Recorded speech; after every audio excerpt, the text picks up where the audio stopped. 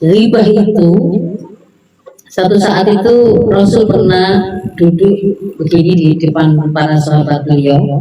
Lalu beliau bertanya kepada para sahabat, apakah kalian tahu ghibah? Lalu para sahabat menjawab, Allah dan Rasulnya yang lebih tahu. Maka kemudian Rasul menjelaskan, menambahkan, memberikan penjelasan lebih lanjut. Ghibah itu adalah zikruka akhaka bima yakrahu. Kamu menyebut saudara dengan sesuatu yang dia benci. Kalau ulama ada yang nambahin fi ditambahi ketika dia tidak ada di situ atau di belakangnya. Kamu menyebut sesuatu tentang saudaramu dengan sesuatu yang dia itu tidak suka. Kalau dia dengar, dia tidak suka. Nah, ketika diterangkan begini, lalu para sahabat itu nanya, loh, gimana kalau memang yang saya sampaikan itu, yang saya sebutkan itu Rasul, itu memang ada pada dia? Gimana? Nah kata Rasul, kalau itu ada pada dia, itulah ghibah. Kalau itu tidak ada pada dia, berarti kamu telah melakukan kebohongan. Dua-duanya haram. Jadi kalau ghibah itu kita nyebut sesuatu, misalkan contohnya gimana sih nyebut sesuatu itu? Nah gini, kita menghadiri kayak gini, ngaji gini, bisik-bisik sama sebelahnya, bahas ini rumah saya gak mau, nah begitulah ya, minumannya atau suguhannya atau ini enggak enak rasanya, nah itu seandainya tuan rumah dengar, senang apa tidak senang? Nggak senang. Misalkan memang kepedesan, misalkan memang itu keasinan masakannya, itulah ghibah, gitu loh. Memang bener, itulah ghibah. Kalau ngomongnya itu di belakang dia, nah, kalau jenengan ngomong ke misalkan ini saya tuan rumahnya, lalu Ustazah tadi itu agak kurang mateng ininya nasinya, nah itu ngomong ke saya, bukan ghibah. Tapi kalau jenengan ngomong ke orang di belakang saya, gitu kan ya, sesuatu yang kalau saya dengar saya tidak suka, itulah ghibah meskipun itu benar. Itu namanya ghibah. Kalau nggak benar, ya lebih nemen lagi, itu berarti kalian melakukan kebohongan. Dua-duanya haram. Begitu. Nah, contoh lain gimana? Contoh lain, Ibu, ayo kasih. Kalau ghibahnya pujian gimana? Enak. Berarti bukan bima yakrohu. Bima yakrohu tadi itu ya, zikruka akhaka bima yakrohu. Kamu sebut saudaramu dengan sesuatu yang dia tidak suka. Kira-kira kalau dipuji senang nggak? Misalkan ya, misalkan kemarin itu masakan ini itu enak, begitu. Kalau dengar begitu, kira-kira senang apa tidak senang? Senang. Berarti nggak masuk kalau senang. Tapi kalau nggak suka, misalkan, apalagi Bu? Pokoknya isinya adalah menyebut sesuatu tentang saudaranya yang tidak di depannya dengan cara yang dia tidak sukai. Mau itu berkaitan dengan persoalan ibadah, akhlak, mau persoalan sifatnya itu fisik, ya, tampilan dandanan gitu. Nek baik untung senenganing, wow, bisa begitu. Warnanya begini, itu sama juga termasuk. Bahkan ketika kemudian kita nyebut anggota keluarganya, misalkan, itu bapak itu gak sholat loh, misalkan begitu, masuk.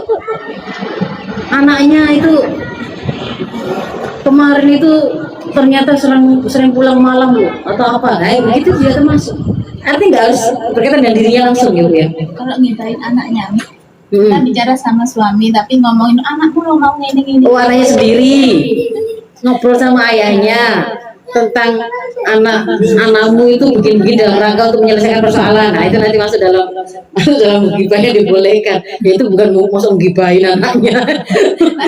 Dalam rangka menyelesaikan masalah yang sedang dihadapi oleh kita sebagai orang tua dalam mengarahkan anak mungkin ya maksudnya ya. Ya nanti bisa nanti. Ya, jadi ibu-ibu kalau sudah jelas apa yang dimaksud dengan ghibah, maka ghibah itu kalau di dalam Al-Hujurat itu Bu, ditunjukkan bahwa itu hukumnya itu haram.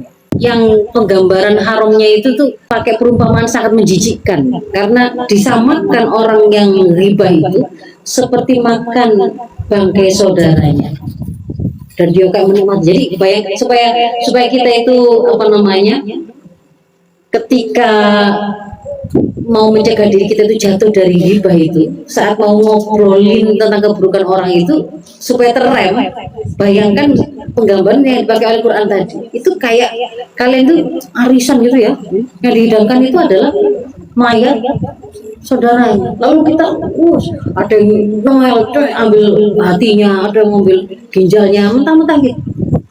Bayangkan gitu supaya jadi kalau kita ikut berkontribusi dalam perbincangan itu tadi loh ya, oh iya wingi itu begini, oh ditambah begini, itu sama dengan kita ngambil Kalau dengerin aja Ustaz. sama ada di situ Kan yang sebelah ngomong, terus kita itu gak ikut, cuman ngomong itu termasuk. kalau panjenengan ada di situ diwami oleh yang sedang gosip, panjenengan dengar tapi tetap bertahan di situ, maka itu seperti obat nyamuk yang mengamankan pergosipan itu.